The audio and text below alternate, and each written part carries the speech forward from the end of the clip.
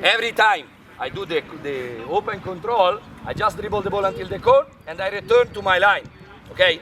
Focus on how you open it, ok? Cosa rappresenta l'ostacolo dietro di noi? Giocatore, ok? What does it represent? An opponent. Quindi non mi fate vedere che siamo vicini, cerchiamo un piccolo contromovimento, mi smarco, vengo a ricevere palla e apro, ok? Ogni volta. Controllo, apro, tengo sotto controllo e dentro nel gioco. Bravissimo. Passo la palla, controllo, lascio e vengo dentro. Va bene? Chiaro? Vai. Open, one touch e go in. Nice. Raga, è tutto nel come ci andiamo a smarcare dall'ostacolo, se no non ha senso. Se devo camminare quando vado a fare il contromovimento, tanto vale che cambia il gioco, ok? È tutto nel movimento che andiamo a fare a smarcarci dall'ostacolo in mezzo. Quindi, bel contromovimento, guardiamo tutti Christian, vai, è veloce, vado in intensità a ricevere palla, poi apro e è come se puntassi un 1 contro 1, ok?